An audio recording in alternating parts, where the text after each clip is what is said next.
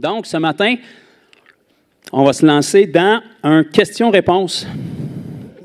Bon, il y a Moïse qui est excité, fait que je vais prêcher de ce bord-là. Donc, ça fait déjà, le temps file, ça fait déjà environ 3 mois qu'on a fait le dernier. Puis là, j'avais une belle liste exhaustive qui commençait à s'accumuler, fait que vous comprendrez que c'est certain que je ne la couvrirai pas ce matin. J'en ai 7, 8, 10 ici, plus d'autres qui attendent, fait que j'ai essayé de sélectionner des questions que je pense toujours qui peuvent être propices à bénir le plus de gens possible et que, par expérience, je vois qui peuvent être des questions assez répandues dans la vie de plusieurs chrétiens. Donc, progressivement, on va arriver à couvrir quelque chose et ceux qui sont moins familiers, on a toujours une feuille de questions-réponses en arrière où est-ce qu'on invite les gens à mettre leurs questions bibliques dessus ou sur la page Facebook de l'Église en message privé, vous envoyez vos questions, toujours relatives à la parole, à des versets, à la Bible. Okay? Si vous me demandez quel linge mettre un matin, je ne vous répondrai pas. Mais pour toute question de la Bible, on les prend en note et puis progressivement, à tous les quelques mois, j'essaie d'en faire et on accumule ça sur une playlist YouTube pour qu'un jour, j'arrête de répéter les mêmes affaires. Fait que les questions vont toutes être répondues sur YouTube. Fait que quand vous avez ces questions-là, vous rencontrez des gens qui ont ces questions-là, vous leur envoyez le vidéo YouTube ou vous les envoyez sur la liste, puis nous, on va pouvoir passer à d'autres choses.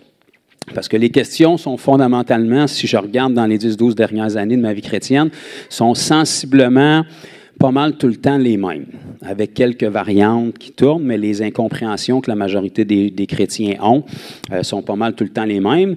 Souvent, on les a pendant des années, puis on n'ose pas parler, puis on dit « Amen » à toutes, mais des fois, il y a quelques personnes qui osent un petit peu sortir du lot, puis dire « Mais pourquoi est-ce qu'on dit « Amen » depuis des années à quelque chose qu'on ne comprend pas? » Puis on veut chercher à comprendre un peu plus.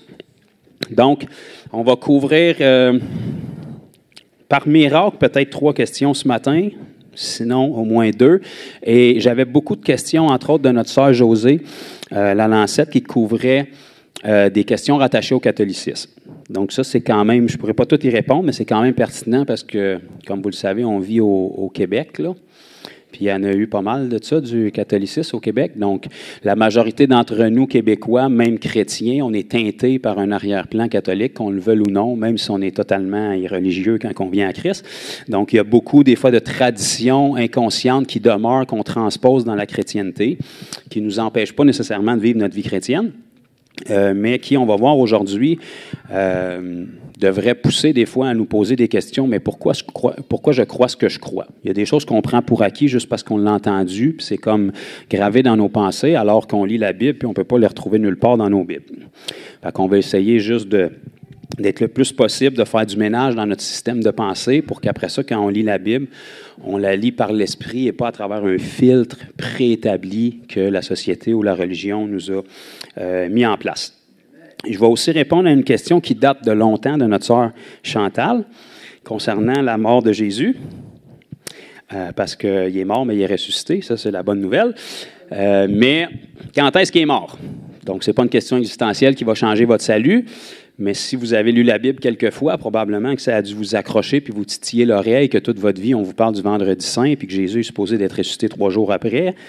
Puis que pourtant, dimanche, il était debout. Fait que faites les calculs comme vous voulez. Il y a quelque chose qui ne s'additionne pas quelque part.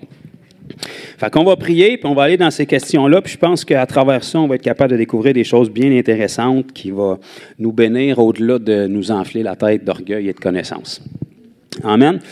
Seigneur Dieu, on veut vraiment demander la présence de ton Saint-Esprit qui est déjà ici, mais que tu puisses maintenant venir agir à travers ce qui va être partagé, Seigneur. On te prie qu'on ne progresse pas dans une connaissance intellectuelle, Seigneur, mais qu'on puisse vraiment avancer dans la connaissance de qui tu es. Comprendre tes perfections, comprendre à quel point ta parole est parfaite, elle est immuable, à quel point tu es extraordinaire, comprendre les profondeurs, que nos yeux s'ouvrent sur la dimension spirituelle encore davantage, Seigneur, qu'on puisse comprendre mieux ton cœur pour nous, ton amour pour nous, qu'on puisse comprendre ce qui nous attend, Seigneur, au-delà du voile de l'éternité. Je prie que l'esprit de révélation soit sur tout ce qui va être apporté, autant moi pour le véhiculer que pour chacun de mes frères et sœurs dans leur compréhension, Seigneur, que ce soit clair, que ce soit scellé et que ton ciel ainsi que toi puissent se réjouir, Seigneur, que la vérité soit mise de l'avant ce matin dans le nom de Jésus. Et si on est des bons chrétiens, on dit Amen. OK. Donc, commençons. On attache notre ceinture, on cale notre casque. Première question de notre sœur Chantal. Je ne sais pas si c'est encore la question ou si tu as trouvé ta réponse depuis, mais en gros, Chantal me demandait, je vais vous simplifier la question, là, quelle journée Jésus est-il mort ou a-t-il été crucifié? OK? Parce que traditionnellement, on parle évidemment que Jésus est ressuscité le dimanche, mais on parle qu'il est mort un vendredi saint. C'est pour ça qu'on a appelé ça le vendredi saint. Par contre, calculez-les comme vous voulez. S'il est mort le vendredi puis qu'il était debout le dimanche matin, puis qu'il est ressuscité après 3 jours, que tu calcules d'un bord, de l'autre bord ou de l'autre bord, ça ne balance pas, là. Il manque une journée et demie à 2 journées au Forsyth, donc ça ne balance pas. Donc, on va regarder... Pardon. On va regarder premièrement... Quelqu'un qui ne veut pas qu'on regarde. On va regarder premièrement ce que Jésus lui-même a dit sur sa mort et sa résurrection, parce qu'il était quand même concerné. C'est comme lui qui l'a vécu. Donc, Jésus, dans Matthieu 12, 40, on va juste mettre des points clairs, nets et précis là-dessus. On va faire travailler vos doigts aujourd'hui. On va regarder des versets. Donc, dans Matthieu, chapitre 12 et le verset 40, Jésus, dans son ministère, a lui-même annoncé prophétiquement. Matthieu 12, 40. Car de même que Jonas, ça vous dit-tu quelque chose, Jonas? Même les pas-chrétiens ont entendu parler de ça. C'est un petit livre perdu, un petit prophète dans l'Ancien Testament. Il y a 4 chapitres, pourtant tout le monde le connaît, juste parce qu'il s'est pété un trip dans le ventre d'un gros poisson, ça a l'air bien farfelu. Donc, de même que Jonas, là, on va découvrir pourquoi c'est arrivé comme ça. Okay, c'est réellement arrivé. Donc, ceux qui n'étaient pas sûrs si j'étais fou, ben là, je vous confirme. Je crois que quelqu'un a passé 3 jours dans le ventre d'un poisson, puis que le poisson l'a recraché après. C'est bon? Donc, de même que Jonas fut 3 jours et 3 nuits dans le ventre d'un grand poisson, là, on va découvrir que c'est une préfiguration de ce que Jésus devait vivre. Jésus va nous dire ici. De même, le Fils de l'homme sera 3 jours et 3 nuits dans le sein de la terre. OK? Donc, c'est réellement arrivé à Jonas, mais c'est une préfiguration de ce que Jésus devait vivre. Donc, Jésus nous confirme ici que Jésus lui-même devait être 3 jours et 3 nuits. 3, c'est comme après 2, fait qu'on commence avec 1, 2, 3. Là, on a 3 jours. La nuit, même chose. 1, 2, 3, on est rendu à 3 nuits. Donc, 3 jours et 3 nuits dans le sein de la terre. La terre, c'est ce que vous marchez dessus. Okay, donc ici, il y a du bois franc, puis en dessous, il y a le sous-sol, mais si on continue, c'est la terre. Donc, Jésus a dit qu'il devait être 3 jours et 3 nuits dans la terre. D'accord? Donc, si Jésus a dit ça, ça c'est immuable, inchangeable, ça doit arriver. Donc, si on revient à ce que la tradition nous a enseigné ou on a entendu dire, si Jésus est mort le vendredi, et on sait bibliquement, puis on va aller le voir, qu'il est mort vers la fin de l'après-midi, vers 3 heures de l'après-midi, qui était la 9e heure, selon le calendrier des Juifs. Là, les journées des Juifs commençaient à 6 heures le matin. D'accord? Donc, à 9 heures le matin, c'était la 3e heure. À midi, c'était la 6e heure. Et à 3 heures l'après-midi, c'était la 9e heure. Puis après ça, on tombait le soir. Donc, Jésus, on sait qu'il est mort à 3 heures de l'après-midi. Fait que s'il est mort à 3 heures de l'après-midi, puis il est mort un vendredi, calcule-les comme tu veux. Ton 3 jours, il dépasse le dimanche. Fait qu'il y a quelque chose qui ne balance pas. Maintenant, on va aller lire vraiment les détails qui nous sont donnés, qui a fait que la tradition ou la religion a inventé le vendredi saint. Donc, commençons donc dans Marc, chapitre 16.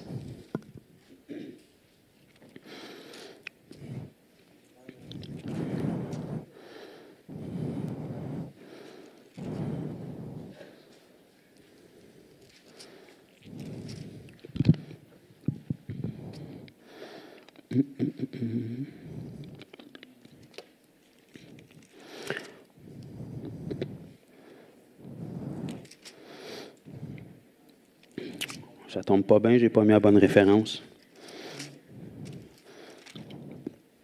OK, on va aller dans Luc, excusez-moi.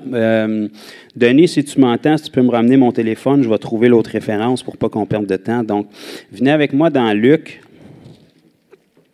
et le chapitre 23.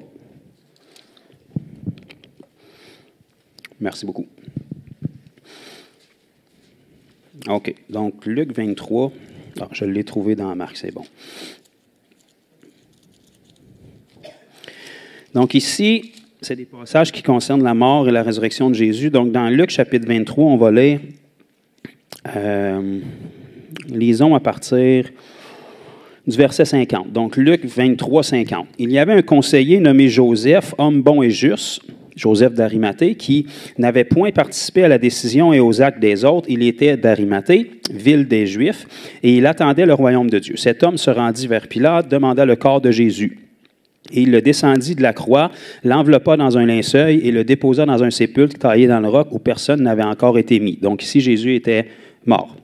Okay? Donc ça s'est produit après 3 heures de l'après-midi, peu importe la journée qui est mort.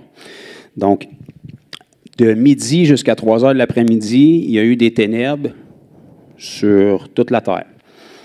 À 3 heures, il y a un soldat qui est allé pour piquer Jésus pour savoir s'il était réellement mort parce qu'on avait demandé de casser les jambes au crucifié pour être sûr qu'on achève ça au plus vite, pour qu'on puisse les débarquer de la croix avant la fête pour ne pas souiller la sainteté de la fête. Est-ce que vous êtes encore avec moi? Je n'ai pas le temps de tout définir ça, là, donc il ne fallait pas qu'il y ait des cadavres qui soient là durant la fête parce que ça aurait souillé l'emplacement où est-ce qu'il était. Puis comme la crucifixion était une mort très douloureuse et très longue, on voulait accélérer les choses, donc on allait péter les jambes des gens qui étaient crucifiés et puis comme ça, ils mouraient plus rapidement avec des hémorragies et tout, puis on pouvait les descendre au plus vite. Donc, quand ils sont arrivés, ils ont été surpris de voir que Jésus était déjà mort. Et c'est là que le soldat, sans savoir qu'est-ce qu'il faisait, il a planté sa lance dans le côté de Jésus. Et puis là, il a commis un des actes les plus prophétiques de la Bible, où est-ce que ça nous dit de l'eau et du sang sont sortis de son côté, parce que l'épouse du premier homme, Adam, a été prise de son côté, et l'épouse du dernier Adam, qui est Jésus, est sortie de son côté, parce que c'est avec l'eau et le sang que Jésus nous rachète. D'accord? Donc ça s'est produit. Ils ont vu que Jésus était réellement mort, et puis là, par après, on n'a pas exactement le laps de temps. Joseph d'Arimathée, il s'est dit, bien, ça prend quelqu'un pour prendre soin du corps de Jésus. Moi, je l'aime, Jésus, puis il était quand même en moyen. Il y avait déjà un tombeau de préparé dans ses REER, fait qu'il est allé là, puis il a mis légalement la main sur Jésus. Donc, verset 54, c'était le jour de la préparation et le sabbat allait commencer. Voilà, ça c'est une clé, c'est ça qui a mêlé la majorité des gens parce que le sabbat juif, c'était la journée du samedi. Donc, les musulmans, c'est autre chose, mais le sabbat juif, c'était la journée du samedi parce que si on remonte à la création, Dieu a tout créé en 6 jours et la 7e journée qui était le samedi, il s'est reposé.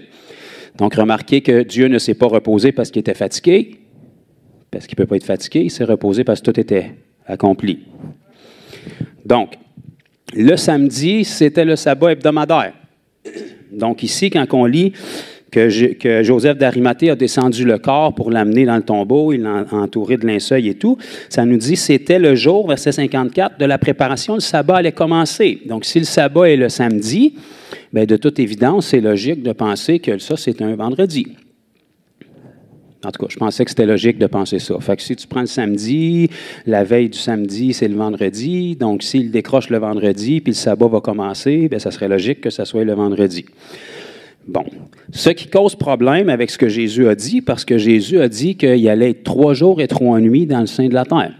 Donc, si tu le mets dans le tombeau le vendredi soir, puis tu calcules ton 3 jours et 3 nuits, c'est impossible que le dimanche matin, très tôt, quand les femmes sont allées au tombeau, ils l'ont déjà trouvé ressuscité. Et regardez bien, si on continue à lire, ça nous dit les femmes qui étaient venues de Galilée avec Jésus accompagnaient Joseph d'Arimathée. Ils virent le sépulcre, la manière dont le corps de Jésus y fut déposé, et s'en étant retournées, elles préparèrent les aromates et des parfums, puis elles se reposèrent le jour du sabbat selon la loi. Okay? Parce que le jour du sabbat, tu ne pouvais pas travailler, il fallait que tu te reposes. D'accord. Donc là, ici, ça nous dit qu'ils ont préparé les parfums, ils ont préparé les aromates avant le sabbat pour pouvoir se reposer durant le sabbat. Est-ce qu'on me suit jusque-là? Donc, ils ont vu Jésus, ils ont vu le corps, ils se sont dit, il faut aller chercher ce qui est nécessaire pour préparer le corps. Donc là, techniquement, selon la tradition, on est vendredi soir. Donc là, ils sont allés chercher tous leurs aromates et puis ils ont dû se reposer le jour du sabbat. Par contre, si on retourne dans Marc, on va voir qu'il y a quelque chose qui cloche avec ça. D'accord? Donc, Marc, au chapitre 16, comme j'avais dit tantôt. Et on va commencer à lire à partir du verset 1. Marc, chapitre 16, verset 1. Donc, la parole ne peut pas se contredire, elle se complète et elle se complémente. D'accord? Donc, souvenez-vous toujours, les gens qui s'opposent à la parole parce que la parole les dérange vont toujours essayer de justifier que la Bible a été trafiquée et qu'il y a plein de contradictions. En fait, elle se fortifie d'elle-même parce qu'il y a plein de complémentarité. C'est pour ça qu'on a 4 évangiles de 4 personnes, de 4 visions différentes, de 4 arrière-plans différents qui nous donnent la même histoire de Jésus parce qu'ils se complètent. Donc, ici, dans Marc, on reprend l'histoire à la même place, mais ici, c'est différent. Lorsque le sabbat fut passé, donc techniquement, lorsque le sabbat fut passé, ça se trouverait être le dimanche, si le sabbat est le samedi. Tantôt, on a vu qu'ils sont allés acheter leurs aromates avant le sabbat, puis qu'ils se sont reposés durant le sabbat. Ici, ça nous dit, lorsque le sabbat fut passé, Marie de Magdala, Marie, mère de Jacques et Salomé achetèrent des aromates pour aller embaumer Jésus. Fait que Marc nous dit qu'ils les ont achetés après le sabbat. Luc nous dit qu'ils les ont achetés avant. Qu'est-ce qu'on fait avec ça? Le premier jour de la semaine, elles se rendirent au sépulcre de grand matin. Ça veut dire à peu près au lever du soleil. Et ils ont découvert que Jésus était déjà ressuscité parce que le tombeau était vide. Donc, si Jésus, tôt le dimanche matin, était déjà sorti du tombeau et qu'il devait passer 3 jours et 3 nuits dans le tombeau, recule, puis ça va te donner une idée quand est-ce qu'il a été crucifié. Bravo, 2 morceaux de robot pour la personne qui a dit un mercredi. Maintenant, comment est-ce qu'on explique ça avec l'histoire du sabbat? Eh bien, si on creuse un petit peu, on va se rendre compte que cette semaine-là, il y avait 2 sabbats dans la semaine. Parce qu'il y avait le sabbat hebdomadaire tous les samedis, selon la tradition juive, la 7e journée. Mais il y avait aussi un sabbat particulier qui était le jeudi, qui était rattaché à la fête. Parce que si vous regardez dans l'Ancien Testament, dans Lévitique 16, versets 29 à 31, prenez-les en note, là, on n'ira pas.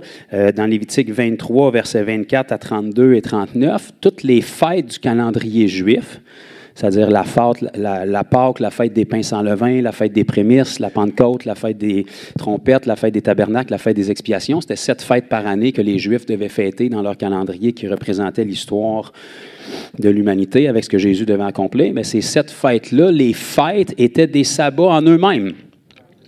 Donc, lorsqu'il y avait la fête qui était en place, ça devenait une journée de sabbat et de repos. Donc, cette semaine-là, il y a eu le sabbat hebdomadaire le samedi, mais il y a aussi eu le sabbat rattaché à la fête qui allait être célébrée, la Pâque, qui a eu lieu le jeudi. Est-ce qu'on me suit jusque-là? On semble me suivre. OK. Donc, dans Matthieu, dans Marc, dans Luc, ça nous spécifie que Jésus est mort à la 9e heure, donc 3 heures de l'après-midi. C'est là qu'il a dit « Tout est accompli ». OK, puis ça, je n'aurai pas le temps de rentrer dedans ce matin, là, mais le mot qui est utilisé, je ne veux pas le déformer, là, c'est comme telestin, là, ce mot-là, ça veut dire vraiment beaucoup de choses. Ça veut dire la dette a été pleinement acquittée, le dossier a été pleinement fermé, la victoire a été pleinement remportée. C'est un mot qui était utilisé dans 3 différents domaines financiers, militaires et autres à cette époque-là. C'est ça que Jésus a dit quand ils nous ont traduit « Tout est accompli ». Ça veut dire « Ma job est faite ». Et c'est là, après, que Jésus a dit « Père, je remets mon esprit entre tes mains ». La mort est le résultat du péché, puis Jésus n'avait pas de péché. Fait que si Jésus n'avait pas fait ça, il serait encore sur la croix aujourd'hui, puis il serait encore en vie parce qu'il ne pouvait pas mourir. Merci Jeffrey d'avoir allumé. Donc, la mort est le résultat du péché. Romains 3,23 nous dit « Tous ont péché et sont privés de la gloire de Dieu ». Romains 6,23 nous dit « Le salaire du péché, c'est la mort ». Donc, si tu prends un être humain qui n'a jamais péché, c'est impossible pour lui de mourir. Donc, Jésus a lui-même dit, une fois que tout était accompli, « Je remets mon esprit entre tes mains ». Autrement dit, personne ne peut me l'enlever parce que la mort n'a pas de pouvoir sur moi. Mais moi, je remets mon esprit entre tes mains. Et là, il est mort et il est descendu dans la terre. Ça, c'est quelque chose qu'on va aborder d'une autre question, là, parce que tout le monde pense qu'il est parti au ciel, mais ce n'est pas comme ça que ça s'est passé.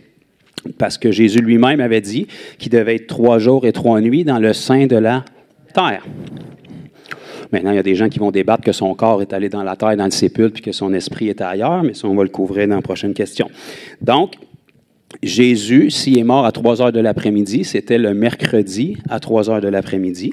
Donc, suite à ça, Joseph d'Arimathée est arrivé. Il a fait le processus pour aller chercher les linceuls, aller voir Pilate pour demander la permission, prendre le corps, ramener le corps dans le tombeau, l'installer là. Donc, on est rendu au mercredi soir. On me suit jusque-là? Donc, du mercredi soir jusqu'au jeudi matin, on a notre première nuit. On me suit jusque-là, c'est mon pouce, la première nuit. OK? Donc, du jeudi matin jusqu'au jeudi soir, on a notre première journée. Donc, on a une nuit et un jour. Du jeudi soir au vendredi, on a notre deuxième nuit. Du vendredi matin au vendredi soir, on a notre deuxième jour. Du vendredi soir au samedi matin, on a notre troisième nuit. Du samedi matin au samedi soir, on a notre troisième jour. Donc, on a 3 jours et 3 nuits d'accompli. Rendu au samedi soir, c'est déjà rendu le dimanche matin. C'est pour ça que le jour de sa résurrection, Jésus a rencontré 2 disciples dont on ne connaît pas leur nom, qui s'appellent les disciples sur le chemin d'Emmaüs. Ils n'ont pas reconnu Jésus en jasant avec lui, puis ils ont dit à Jésus, « Ne sais-tu pas qu'il y a un homme puissant, Jésus, qui a vécu, puis ça fait déjà 3 jours qu'il est dans le tombeau. » Donc, ces disciples-là étaient bien conscients que ça faisait déjà 3 jours qu'ils étaient là. Donc, si on calcule la mort officielle de Jésus par sa mise au tombeau le mercredi soir, bien, le dimanche, ça faisait 3 jours. D'accord? Donc, le dimanche matin, très tôt, les femmes sont arrivées, à peu près au lever du soleil. Donc, si le tombeau était vide, ça veut dire qu'il est ressuscité avant le lever du soleil. Donc, il est ressuscité très tôt le dimanche matin. Donc, vous comprenez que le samedi, à partir de minuit, on est rendu le dimanche matin, là. Donc, on ne sait pas exactement à quelle heure là-dedans qu'il est ressuscité, mais il est ressuscité dans ce laps-là. Donc là, il y aura un paquet de choses intéressantes à dire sur sa résurrection que je n'entrerai pas dedans ce matin. Donc, juste pour couvrir rapidement cette question-là, le Vendredi saint est une tradition qui nous a été inculquée de la religion. Évidemment, ça ne change pas nécessairement le fait que Jésus est ressuscité pareil. Mais la raison pourquoi ça a été établi, c'était à cause de l'incompréhension du fait qu'il y a un évangile qui nous dit qu'ils sont allés chercher les aromates et ils se sont reposés pour le sabbat, parce qu'évidemment, le sabbat est le samedi. Mais cette semaine-là, quand on scrute un peu les Écritures puis qu'on retourne dans l'Ancien Testament, à chaque fois qu'il y avait une festivité juive en Israël, la festivité elle-même devenait un sabbat puis un jour de repos sacré pour le Seigneur. Donc, cette semaine-là, il y a eu le mercredi où Jésus est mort. Le jeudi, c'était le sabbat. Donc, les femmes n'ont rien pu faire le jeudi. Le vendredi, ils sont partis aller acheter leur aromate puis préparer ça. Puis, ils se sont reposés pour le sabbat hebdomadaire du samedi. Donc, tôt le dimanche matin, ils sont allés au tombeau pour préparer le corps, mettre les parfums et tout. Et finalement, ils ont trouvé le tombeau vide. Fait qu'ils n'ont jamais pu se servir de leur parfum. Parce que Jésus avait déjà été parfumé dans les évangiles, si vous vous en souvenez. Ses pieds avaient été lavés par les pleurs d'une femme qui l'aimait, puis qui a essuyé ses pieds avec ses cheveux. Puis une autre femme qui était la parente de Lazare, qui était ressuscitée. Ses 2 sœurs, il y avait Marthe et Marie. Et puis cette Marie-là a renversé volontairement un flacon de parfum de grande valeur sur les pieds de Jésus. Et Jésus a dit, laissez-la faire, parce que Judas est en colère, évidemment, parce que lui, il pigeait dans la bourse, puis il venait de perdre un bon montant d'argent là. Donc, mais il avait l'air de se soucier des pauvres. Hein? Donc, Jésus a dit, laissez-la faire, parce qu'elle a déjà préparé mon corps pour la sépulture. Puis ça, c'est une autre branche qu'on ne peut pas rentrer là-dedans, là, mais si vous regardez dans l'Ancien Testament, lorsque les agneaux étaient offerts, il y avait des choses qui étaient pratiquées avec ces agneaux-là. Donc, leurs pieds étaient oints. Leurs pieds étaient lavés avant qu'ils soient offerts en sacrifice. Donc, Jésus, avant qu'il soit offert en sacrifice, ses pieds ont été lavés. Ses pieds ont été oints aussi, parce qu'il était l'accomplissement de l'agneau qui était immolé dans l'Ancien Testament aussi. Donc, est-ce que ça semble assez clair pour les gens pour le sabbat? Donc, ce qui nous démystifie ça, c'est que Jésus a dit 3 jours, il faut que ça soit 3 jours et 3 nuits. Et puis, il y avait 2 sabbats cette journée-là. Donc, samedi, de toute évidence, ça, c'est inchangeable. Et l'autre sabbat hebdomadaire rattaché à la fête devait forcément, d'après ce qu'on peut lire par les Écritures, être le jeudi. Donc, il y a un évangile qui nous dit que les femmes sont allées acheter le parfum après le sabbat, puis l'autre qui nous dit qu'ils se sont reposés après les avoir achetés durant le sabbat, il faut qu'il y ait 2 sabbats qui chevauchent une journée qui est là. Donc, Chantal, est-ce que ça répond à ta question? Merveilleux. Je suis content, on l'a couvert assez vite. Donc, est-ce que c'est assez clair pour les autres? C'est peut-être pas une question que vous étiez posée encore, mais si vous lisez la Bible quelques fois, probablement que ça va vous popper dans la tête. Vous n'osez pas le dire à personne parce que vous ne voulez pas que personne vous accuse d'antéchrist et d'incrédule, mais il est ressuscité, c'est ça qui compte.